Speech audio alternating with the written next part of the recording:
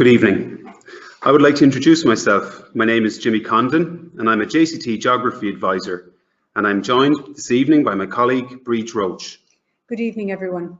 We are also joined by our team leader Ada Broderick, and together we will answer your questions over the next hour. However, if we don't get an opportunity to answer all of your questions this evening, we will reply to you over the coming days. Please email us at webinar@jct.ie, which is the email address here on the screen.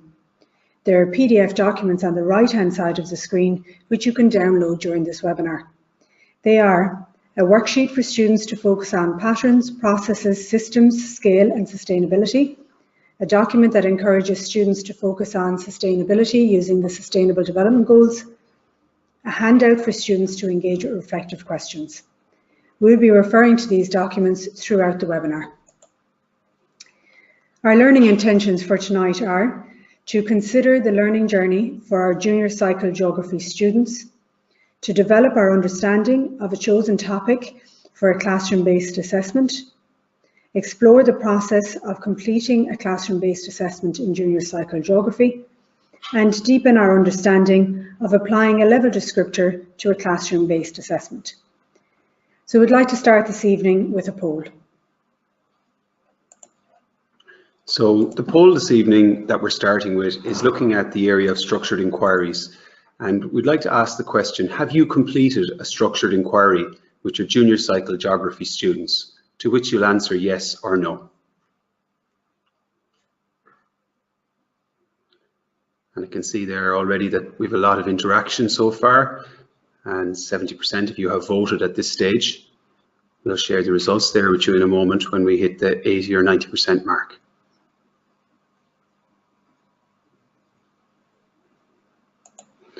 So over 90% of you have voted there. I'd like to thank you for that. Let's take a look at the results now. What we have there is 78, almost 80% of you are yet to complete a structured inquiry with your junior cycle geography students, and 21% of you have completed a structured inquiry with your junior cycle geography students. So this evening in the webinar, we'll be spending a lot of time talking about structured inquiries, classroom-based assessments, and for the 80% of you that answered no to that question, hopefully that will provide some really good support. So we'll move along now, and we're going to look at our first learning intention this evening, and it is to consider the learning journey of our junior cycle geography students.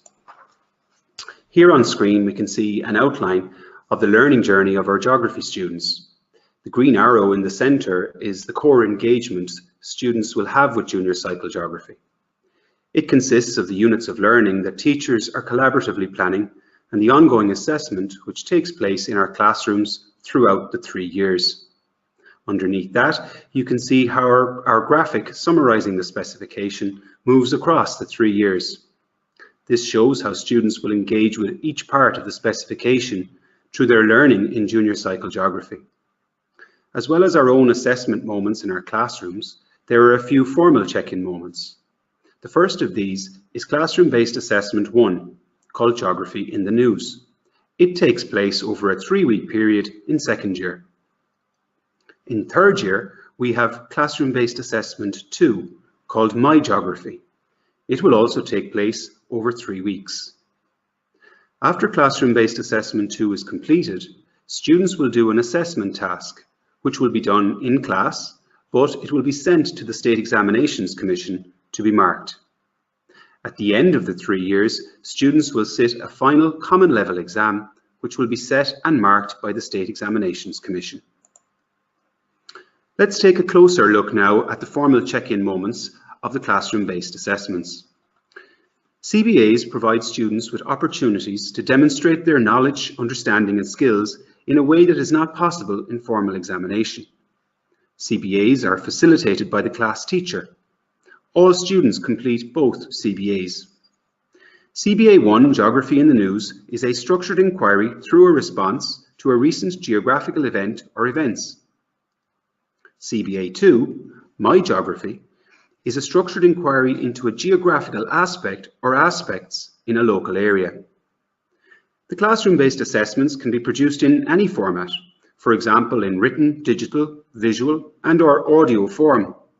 This puts the student at the centre, as what is important here is that the response is appropriate for capturing the ideas of the students and provides the individual with the best opportunity to excel.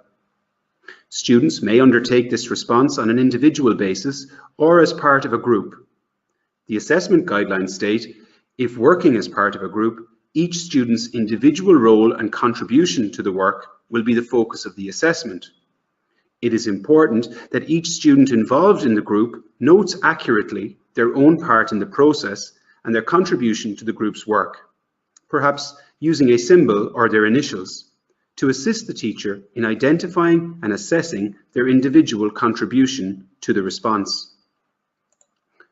Both CBAs in geography are structured inquiries. A structured inquiry, as defined by the specification, is an investigation into an aspect of geography that can take place inside or outside the classroom, where students can apply their knowledge and skills.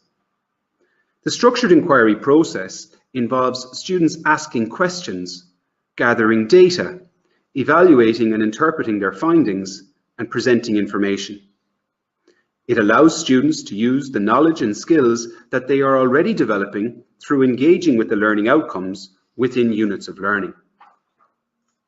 Structured inquiries are encouraged and can happen throughout junior cycle geography from 1st to 3rd year and can range from a small piece of research to a larger investigation. The unit of learning we have chosen for this webinar is called Exploitation of Forestry as a Natural Resource. The learning outcomes included in this unit, as you can see on the screen, are Learning Outcome 2.3.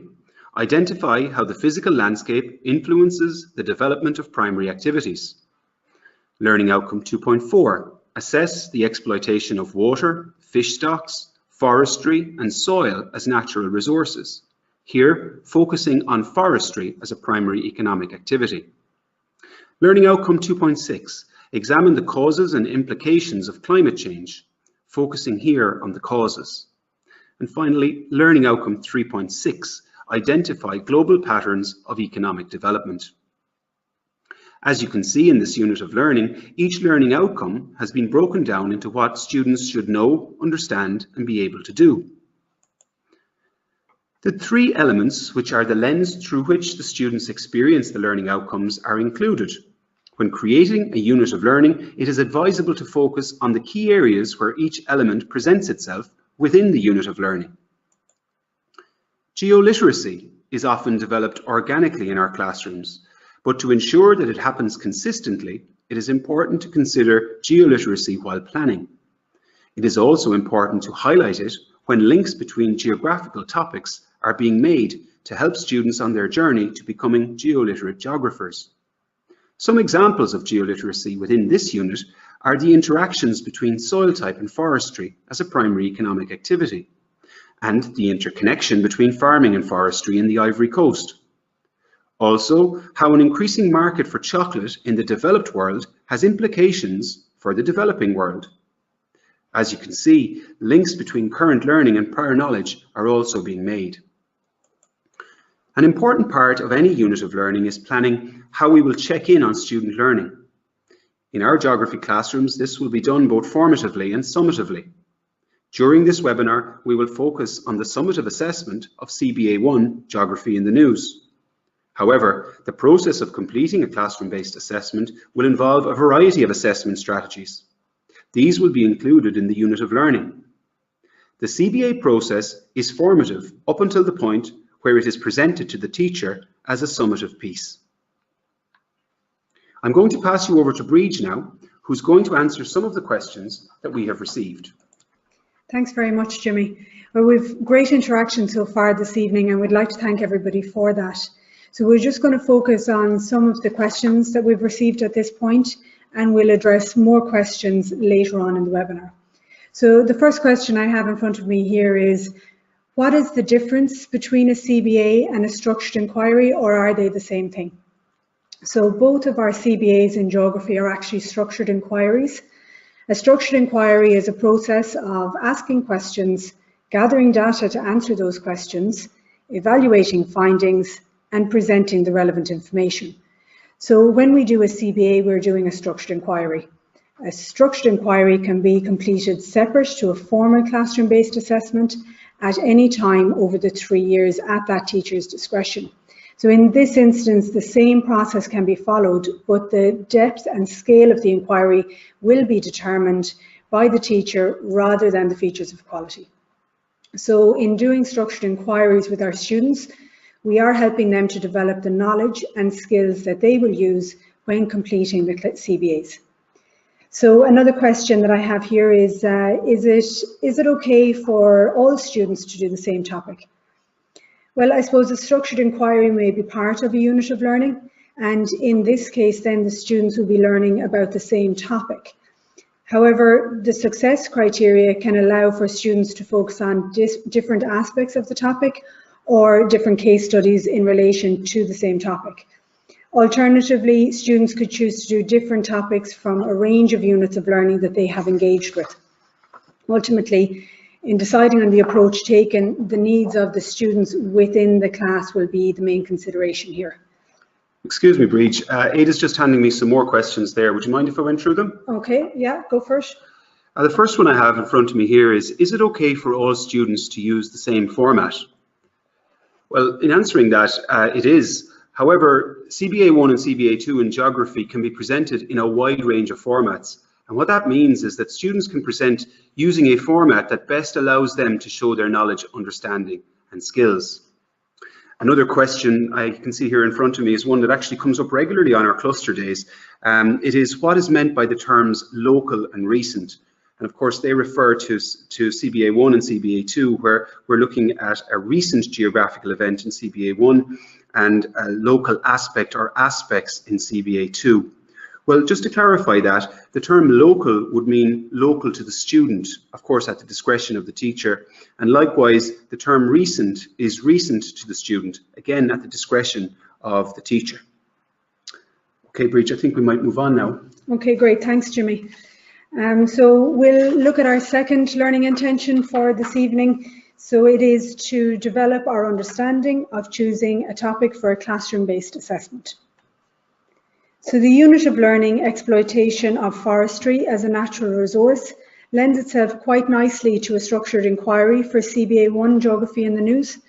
The title chosen here is Deforestation in the News, an investigation into the connection between deforestation in the Ivory Coast and our love of chocolate. If our students are engaging with a structured inquiry for a classroom-based assessment, the process will involve them asking questions, gathering data, evaluating and interpreting their findings and presenting that information. So then we as teachers need to ensure that the topic allows the students to meet the features of quality outlined in the assessment guidelines. So the topic should provide them with ample opportunities to ask geographical questions, analyse geographical significance and sustainability, draw relevant conclusions, consider processes, patterns and systems, and present the response in a detailed, informed and well-organised way. So we'll now look at each one of these in a little bit more detail. So the topic should allow students to produce a response to the geographical event, which can be presented in a wide range of formats. The chosen topic will need to afford students the opportunity to demonstrate an awareness of processes, patterns and systems. Within this topic, students will be examining the processes of forestry, farming and deforestation. When investigating these economic activities, students will develop a greater understanding of systems, and as they gather data, patterns such as change over time on the landscape will emerge. The chosen topic should also allow students the opportunity to draw conclusions based on the information they have researched and gathered. When examining deforestation in the Ivory Coast, students will be able to form opinions in relation to primary versus secondary economic activities and which economic activity is most financially rewarding.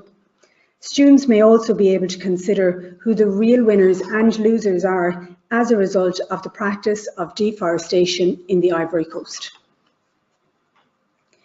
Geographical significance and sustainability will also need to be examined to ensure the student engages with the features of quality. Students can research the geographical significance of deforestation in the cocoa industry by exploring the local versus global economy, multinational corporations, rates of deforestation and climate change. Students may question the sustainability of current practices in the cocoa industry in the Ivory Coast, and to do this they may consider the consequences of current forest clearance as well as the possible alternatives. The features of quality also encourage the student to engage with key geographical questions. This topic of deforestation in relation to the Ivory Coast and the chocolate industry provides the student with many opportunities to ask and answer geographical questions. We'll examine that in a little bit more detail when we look at the creation of success criteria as part of the CBA process. So CBA 1, Geography in the News, is a structured inquiry through a response to a recent geographical event or events, and the format is a response to a media source. The event may be on a local, national or global scale as reported in the media. Therefore, media sources may be local, national and or global and may be accessed in any format. The type of media source is not defined, so this evening we're showing you some possibilities. However, there are many other options your students may explore. Here we've highlighted two media sources in print. Both are from The Guardian, one from 2017, Chocolate Industry Drives Rainforest Disaster in the Ivory Coast, and the other from 2018, Africa Cocoa Industry Failing on Deforestation Pledge, both of which are recent to our students. Students may choose a video media source or perhaps complement their chosen print media with video to widen the scope of their research. Here we have two perspectives, CGNT Africa in 2015 and Al Jazeera in 2011. The ability to choose a media source in any format allows all students of all abilities to access the structured inquiry process. As I said, engaging with the structured inquiry process will encourage students to widen the scope of their research to consider a broader range of sources and perspectives. Students might complement the research through non-media sources such as books they have access to. They will also continue to gain knowledge and understanding through classroom learning and teaching as they engage with the learning outcomes of the specification. One of the other key resources every student will have is their teacher, who will facilitate and support the CBA process. The teacher may also guide students to other non-media sources.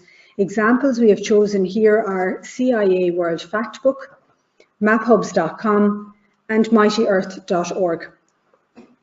So I'm going to pass you back over to Jimmy now to answer some more of those questions that you've been sending in. Thanks, Breach. As you mentioned earlier, Breach, we're having great interaction so far this evening, lots of questions coming in, and we'd like to thank you for that. We're going to focus on some of those questions now that we've received, but remember, we're going to address more questions later on in the webinar, so keep the questions coming in, please. The first question I have here in front of me is what types of media sources are acceptable for CBA 1? Who chooses the media source, student or teacher? So that links to what Breach was just discussing there a moment ago. Just to clarify some of the aspects in that question, media sources can be local, national or international. And of course, they can come from a variety of sources. So for example, it could be a newspaper article or a TV report. What is important is that the event that has been chosen appeared in the media. The teacher and or the student then can choose the media source. However, it would be important that the source provides information that's going to help the student to gather reliable, relevant data when completing the structured inquiry. Some students might need help when deciding if their chosen media source is appropriate. And of course, it's also worth noting that the assessment guidelines suggest that students should investigate maybe beyond their chosen media source and widen the scope of their research to consider a broader range of perspectives. Another question that we've had there in the last few minutes is, are there sample CBAs so we know what to be aiming towards? Well, there are no exemplar materials yet, but these will be developed by the NCCA, and when developed, they're going to be hosted on www.curriculumonline.org. The next question here is, what is the maximum number of students allowed if they do the structured inquiry or CBA in groups? Well, our geography assessment guidelines do not outline any maximum number for groups. Students can choose to complete a CBA as an individual, in pairs, or as part of a larger group. The key thing that students should know is that it's going to be their individual contribution that's going to be assessed, and the teacher will need to see who did what work, possibly with, as we mentioned earlier, an initial beside the student's contribution. When assessing the CBAs, the teacher is then going to apply the features of quality to each individual's contribution rather than to the group as a whole. And this may help inform the approach that a teacher might take when explaining this to their students. So we're going to move on now with our third learning intention after those questions. And our third learning intention this evening is to explore the process of completing a classroom-based assessment in junior cycle geography. Let us begin then by examining how and why success criteria support the process of completing a CBA. The title of our structured inquiry is Deforestation in the News. The task for the students is to investigate the connection between deforestation in the Ivory Coast and our love of chocolate. The knowledge, understanding and skills needed by the student to complete this task are going to be developed through their engagement with the unit of learning, Exploitation of Forestry as a Natural Resource. We will look at some examples of possible success criteria for this particular task. You'll notice that they're written in student-friendly language, but of course we'd also discuss them with the students so that we can be sure they fully understand the terminology. The success criteria should be broad enough to allow for students of all abilities to participate. So let's have a look at the success criteria. Number 1, I can explain in detail the reasons why deforestation is happening in the Ivory Coast. Number 2, I can evaluate the impacts, social, economic and environmental, of deforestation on the Ivory Coast and its people. Sorry to interrupt you there, Jimmy, but if you felt the wording of that with I can evaluate the impacts was a little bit too difficult for your particular cohort of students, could you break it down further? Yeah, if you needed to bridge, you could, of course. What you'd be doing then is you'd be keeping in mind that to evaluate, the student would need to collect and examine evidence to make judgments or describe how evidence supports or does not support a judgment, or maybe identify the limitations of evidence in conclusions and make judgments about ideas, solutions or methods. So with that in mind, you could word it as, I can describe the impacts, social, economic and environmental, of deforestation on the Ivory Coast and its people, and I can identify which impact I feel is the most significant and explain why. So here what we've done is we've used the action verb of evaluate to allow the students to become familiar with what is required within an evaluation. This would be discussed with the students, of course, in class to ensure they understand the terminology and its requirements. Okay, so essentially the students in both instances have the potential to do the same. The second one you mentioned there is just over 2 sentences. It's broken down and scaffolded a little bit more. Yeah, that's exactly it. And also, of course, within that particular success criteria, there's scope for the more advanced students to make the link with sustainability. And this might bring them on a level within the features of quality, because an exceptional piece of work will have analysed sustainability within the impacts. Okay, we'll move on now and look at the third success criteria. It is, I can identify connections between deforestation and the cocoa industry. Number 4 is, I can consider what can be done to reduce the rate of deforestation in the Ivory Coast. Now again, Bridge, here, this could be broken down further for the students if required to, I can explain in detail different ways to reduce deforestation in the Ivory Coast. And now our last success criteria there, number 5, it encourages students to develop their geographical skills, and it reads, I will include maps, data and images that have clear and important messages about this topic. And as you've highlighted there, Breach, we will all have different success criteria for something like this, as it depends on the cohort of students we have in our class. These success criteria allow for differentiation when assessing the students' responses, as they allow for students to access the success criteria at different levels. It would be important to co-create the success criteria with the students at the beginning of the process. This would ensure that our students understand what is required within their response, and they can see the importance of engaging with classroom and homework activities throughout the unit of learning.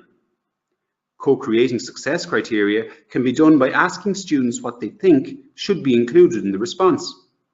This helps students to engage with the topic and allows their voice to be heard in the classroom.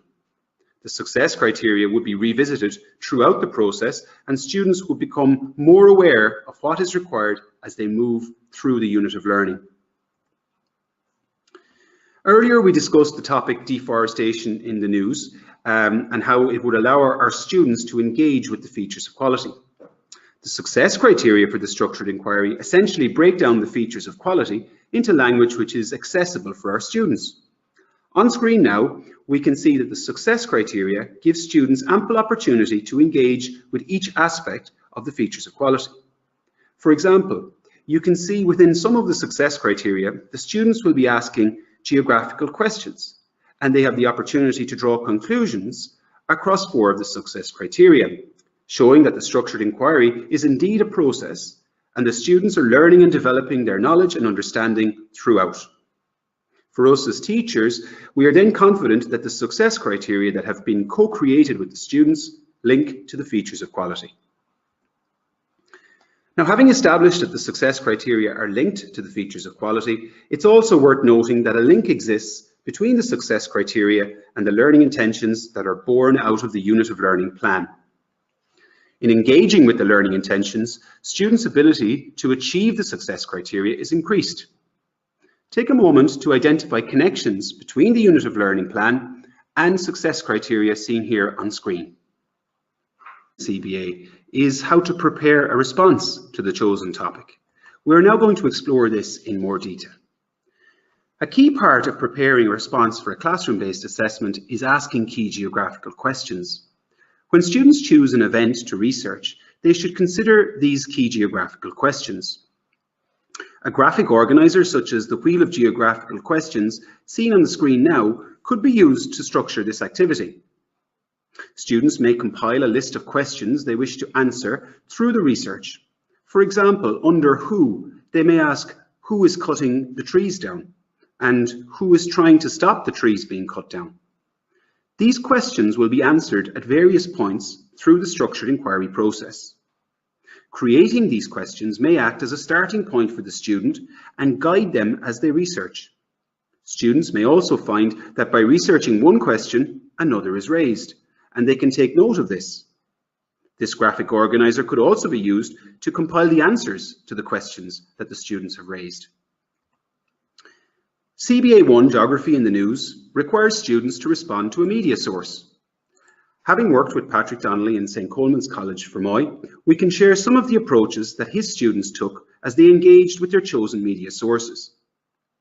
In the example on the left of the screen now, students read the media source in class and then used the activity sheet shown on screen to capture the key ideas within each short paragraph.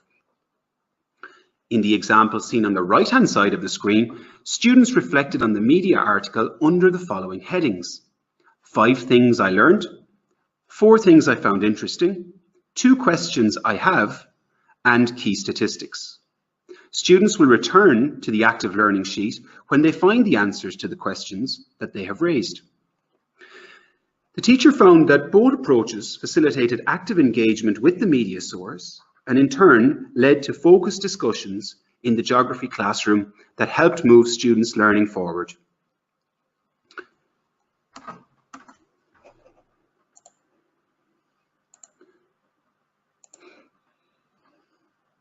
Now, the activity sheet you can see on the right-hand side of the screen has been created by the JCT Geography team.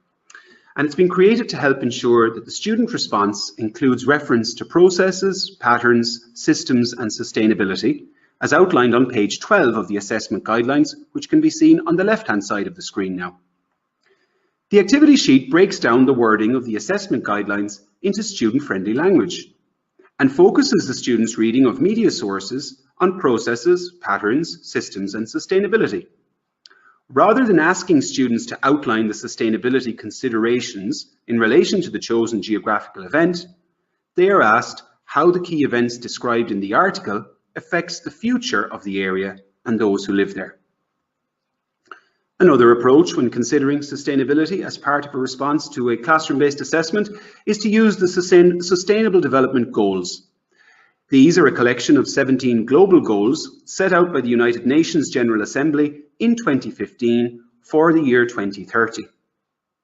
In the activity that appears on the screen, students are encouraged to apply their knowledge and understanding of the chosen topic to each of the 17 Sustainable Development Goals. In doing so, students will develop a deeper knowledge and understanding of sustainability on a local, national and global scale and how it connects with their chosen topic. It is important to note that the student's chosen topic may not be linked with all of the Sustainable Development Goals. The activity on screen can be used when engaging with any topic in junior cycle geography and could be modified to include the Sustainable Development Goals that are most relevant to the topic being examined. Breach is now going to look at some practical examples of giving formative feedback in the geography classroom. Thanks very much, Jimmy. So, formative feedback moves student learning forward as they engage with the process of completing a CBA. So we'll now look at some examples of the approaches taken. So in this example, the student improved on their original effort on the left-hand side by adding a title showing the position of the Ivory Coast within Africa. Here, the student improved on their original effort by naming and locating the surrounding countries, showing the position of the Ivory Coast within Africa and naming the Atlantic Ocean. Here, the student had already located the Ivory Coast within Africa and improved on their first draft by including the surrounding countries and labelling the ocean. In this example, it's interesting to note that the student chose to include an additional map showing rates of deforestation in 1990, 2000 and 2015, all as a result of the formative feedback provided. So in all of the examples, the power of formative feedback can be seen. All of the efforts improved as a result of the feedback provided. And it is interesting to note that the efforts improved at different levels depending on the ability and the application. This will provide students with an opportunity to reflect on their own journey when completing a classroom-based assessment in geography. Developing the student's ability to reflect on their work is an important element of junior cycle geography. Using the Junior Cycle Geography Assessment Guidelines, the JCT Geography team has created a set of reflective questions that can be used by our students when completing a structured inquiry and/or classroom-based assessment. This encourages students to look critically at their work and provides them with the space to consider areas they could improve upon. This document is also available to download in the document section on the right-hand side of your screen. Please remember, of course, this is just one approach you can use to get your students to reflect on their learning. I'll pass you over to Breach now, who's going to answer some more of the questions that we're receiving this evening. Thanks very much, Jimmy, and thanks very much for the great interaction that we've had this evening. So we'll just answer one or two more. One of the ones that was coming in there was, should students ask reflective questions at the end of the structured inquiry process? Now, allowing students the opportunity to reflect on their learning throughout the process may encourage students to act upon feedback and make adjustments or changes as identified. It might also encourage students to take responsibility for their own learning during that process. Asking reflective questions at the end of the process is also important as it informs future structured inquiries that they may be part of. So another one here is, what's the difference between the features of quality and success criteria?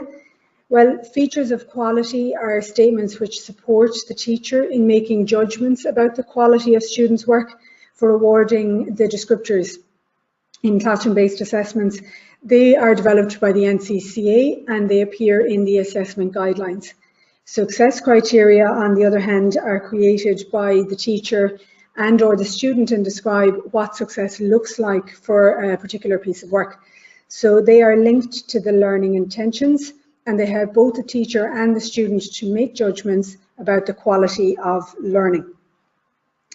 Another one is, how can students co-create success criteria if we need them to align to the features of quality? And I suppose when we're creating success criteria for any piece of work with the students, they are guided by us, their teachers. For a CBA, teachers are going to be very aware of the features of quality from the assessment guidelines, and they will use that then to guide students as they co-create the success criteria for the classroom-based assessment. I've one or two more there, Bridge, if we've time. We do, yeah. Fire ahead, Jimmy. One there I have is, do we create the geographical questions for our students? So we referenced that earlier with the wheel of geographical questions. It's important that the students develop the skill of asking geographical questions themselves. And of course, with that in mind, then opportunities should be provided for this to occur. However, it's also going to be important that the teacher guides the student in the creation of relevant geographical questions. And then in doing so for a CBA, let's say, for example, the features of quality may influence the guidance that's given. Another question there relates to feedback. How many times should we give feedback to students? Well, of course, the purpose there of formative feedback is to give students advice on what they can do to improve in their learning. Therefore, it's very difficult to quantify how often formative feedback is going to be needed, because it's going to depend on the group of students and maybe the learning intention that you're working on. But what is important is that the feedback is given on an ongoing basis with a view to moving the students' learning forward. I'll pass back to you now, Breach, to maybe take a look at the last learning intention, if that's okay. Okay, great. Thanks, Jimmy. So our final learning intention for this evening is to deepen our understanding of applying a level descriptor to a classroom-based assessment. So when deciding upon a level of achievement by the student when doing a classroom-based assessment, we apply the features of quality to the student's work. In doing so, it might be helpful to reflect on the key points that make up the features of quality. And these key points include geographical questions, geographical significance, sustainability, conclusions, processes, patterns and systems, and that the response is detailed, informed, well organised and creative, providing evidence that the student understands the chosen topic. So these key points will appear in each of the descriptors at a variety of levels. Structured inquiries can take place at any time over the 3 years of junior cycle geography. And when deciding on a level descriptor for a structured inquiry that's not actually a CBA, the following table could be shared with the students. So this table uses the same level descriptors as the CBA, but connects the descriptor to the success criteria created for the structured inquiry, rather than the features of quality created by the NCCA. Now, we're delighted to be joined here tonight by Peter Lydon, the President of the Association of Geography Teachers of Ireland, and he's going to have a short conversation with our team leader of the JCT Geography team, Ada Broderick. Of course, Bridget and Jimmy are going to be joining us as well, but Peter would very much formally like to welcome you to this evening's webinar, and just to let everybody know out there, in terms of our attendees, Peter, as the President of the AGTI, has also attended our Critical Friends Days and worked with us as an associate, and has met so many geography teachers out there on the road, Peter. But first time I met you as the President of the AGTI a couple of years ago, and I was appointed as team leader, and I know the team were with me as well at the conference in Mayo. You were very, very passionate about, I suppose, the lens of geoliteracy and how that appeared in the specification. And just remind us, I suppose, Peter, in your own basic English, what do we mean by geoliteracy when we talk about that with teachers and students in the room? Yeah, it's a relatively new concept in certainly Irish geographical education. But fundamentally, what it's about is, why are students learning a particular topic in geography? What is the value to them? And a broader perspective, what's the value to the planet? So it ties in very well with some of the things that Jimmy and Bridget have been talking about tonight, particularly in terms of sustainability. There has to be some purpose as to why students in schools are learning a particular topic. And fundamentally, what geoliteracy is how can students' values and attitudes and behaviours become more environmentally friendly, more sustainable oriented as a result of studying geography. And sustainability is the topic of the moment, what with climate change, housing in Ireland and so on, that the opportunity to embed geoliteracy in teaching and learning in the classroom will really give our students very valuable skills going forward into the future. I know Bridge is doing a lot of work on sustainability within the webinar tonight. We're also designing our day next year, as you're aware, and you will be at our Critical Friends Day very, very soon. But what is so exciting, I suppose, about, and we know sustainability very much is an element within the specification, but what excites you most on a personal level about the new junior cycle geography specification that we didn't do in the junior cert, but that we're now currently engaging in the junior cycle geography spec? Where to start? One thing, Peter, one thing, that's all. Well, it actually is that geoliteracy thing. It's making that explicit for the student. You know, I think most teachers are familiar now with Dylan Williams' work, and his key advice to teachers is that we can improve student achievement and student attainment when they have a clear idea of where it is they are going in their learning. And that's where things like learning intentions and success criteria are really important. But more specifically in relation to geography, we really want students to understand the significance of their learning, both for themselves and for the world at large. And really this is made very explicit and very plain in the new specification. So it's a fantastic concept to have. Now, I think it's all brilliant, but that's really... And everybody's entitled to their opinion. What excites you most, Jimmy, about the new spec? For me, it's the opportunity to study local examples and to take your local geography and make that part of what you do in your classroom every day. I don't think that existed in the same way it does now with the junior cycle geography course in the old junior cert course. I think, Jimmy, I think you hit the nail on the head tonight as well. It's local to the student as opposed to just being outside the geography, the room, the classroom room, or out, you know, down the local village or the local town, wherever that may actually be. Bridge, yourself? I suppose what I really like is that integrated approach that we have, and from being out on cluster days during the year, I used to find it fascinating that no matter what room I stood in, the teachers linked things differently. So how the teachers in, we'll say, Limerick or Cork were going to approach the specification and what they were going to link together might be different to the teachers of Galway and Mayo. And I just think that within the specification is just fantastic. Excellent, brilliant, yeah. Interesting. And at the same time, because I know some teachers are saying, well, if there's differences between students in Waterford or Galway, they're learning different things. But actually the core concepts are the same. It's just the teachers and the students choosing case studies that are relevant to their locale. So that's great. Yeah, very much. I know in particular, while we're out on the road with the cluster model of delivery that we gave, and also at our symposium the day last Saturday, which was just an absolutely brilliant day, and you were there, Peter, I know, as the president. We're hearing from teachers. We want a little bit more support, more support around the CBA and the structural inquiries, which is why we're hosting this particular webinar to support teachers. But as the president of the AGTI, I know you're very active there in promoting geography as a subject. What are you actually hearing through the AGTI that the needs of junior cycle geography teachers currently are in the classroom? The CBA is the big thing. Yeah. That is the big thing, and that's understandable because, you know, this thing called CBA has never appeared before.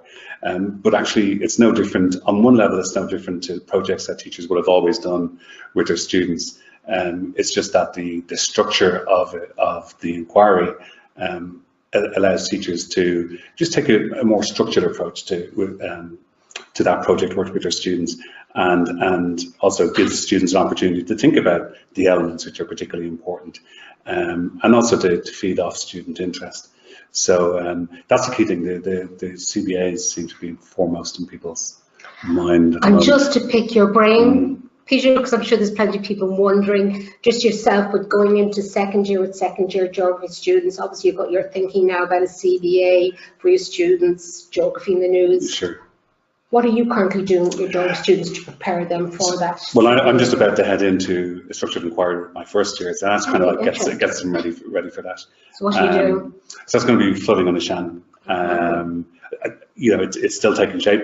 What I'm finding quite useful is for me to investigate that myself, so that I can guide students. I wouldn't start with that code. I think if I put myself through that process, I'll have an idea of where I think I can take the students when I'm doing that. For second year, we typically used to run a field study on glaciation. I'm not quite sure that will fit, so we might pick something else, probably climate change or something like that. I'm not quite sure yet. You're saying climate change because of our symposium on Saturday, yeah? Well, see, I mean, it's great, and if you do get a chance to visit the Cool Planet experience in Paris Court Estate too, but actually it's really important to connect with like a great way to connect with students is to connect with the things that they're hearing about themselves, and climate change is one of them. We had this climate change protest, so even that as geography in the news, like how is the issue of climate change being presented and who's actually taking action on this? That's a fantastic way to engage students. It really is. And just going into future, earlier on before we began the webinar, you know, the team are here tonight, we were just chatting about the tremendous work that the AGTI do to support geography teachers around the country. And I know you were mentioning that the next conference, the annual conference, would be probably the end of September on some 28th, 29th, I think. The 28th or the 29th, yeah, the Friday and Saturday night. Where do you think that might be, Peter, and what do you think the focus might be on? That's going to be in Limerick. Obviously, we're going to have a huge focus on junior cycle. Hopefully, the JCT will come along. We'll Thank you for the invite. And actually, a shout out to Tralee. There's a new geography teachers group in Tralee, so shout out to them. One of the things I'd like to do, and we're sort of still developing the program, I'd love to get teachers more involved, maybe have a teach meet or something like that. But we try to respond to the needs based on the evaluations that we had from the previous year. And but Junior Cert is going to be the big thing, and CBA. So I'll be looking at that. Excellent. Yeah. Well, I know Jimmy at the end will be giving out an email address that people can contact us. So we would say to any geography teachers out there, if you're willing to get involved in the AGTI and the conference, to share your passion for geography and what you do in the classroom, just drop us an email to the email address that'll be up on the screen with Jimmy later absolutely. And of course, it'd be great to have yourself there as well. You mentioned Galway. The JCT has been fabulously supportive of the Geography Teachers Association, and I'd like to thank you for that, and indeed the rest of the advisors. And it'd be great just to develop that going forward, because I think teachers are going to need more and more support as they get into the get further into the new specification. And I think after a year or two, things will settle down, and it'll be like just they've always taught it. Well, that's what we're there for, and we've got very good supports up on our website. I know you were complimenting us on it earlier on. Yes, so we would just say, teachers, go there. Yeah. Go there to our website. Currently, we're working with our associates on resources and supports at this moment in time as well. Absolutely. So, So, Gormila Mockgut, thanks a million, Peter. Back over to Julie and Breach there. Thank you. Okay, thanks guys, thanks for that conversation. Just taking up on that last point that Ada was making there around the various different resources that we have available. I'd just like to remind you again of where you can access some of those resources.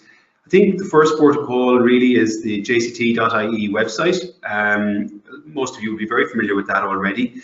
The website has lots of information about classroom strategies, level 2 learning programs and well-being. But just to remind you that we do have our own subject space for geography on jct.ie, and here you'll be able to find resources such as maybe the action verbs poster or the well-being, the geography classroom document, as well, of course, as having recordings of our webinars, including the one we're having tonight, which will go up later on. We also have screencasts, and those screencasts will be of our CPD Day presentations that have gone on throughout the country over the last 2 years. As I said, the webinar is going to be available to view again. And just to let you know where it will appear, it'll be in the CPD elective workshop section, which is obviously in the geography section of the jct.ie website. Just to remind you as well, just remember if you would like to join our mailing list, you'll find that at the bottom of the JCT Geography homepage.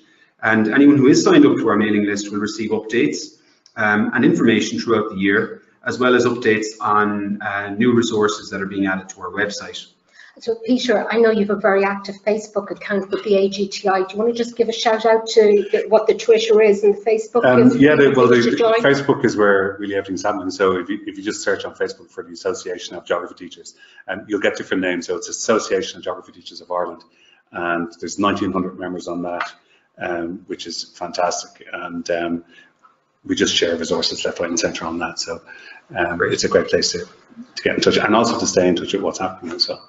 Excellent, thanks Jimmy. And just from our own point of view, on social media, the JCT Geography team is there too. We're on Twitter, and you can follow us on Twitter, where we update daily, really.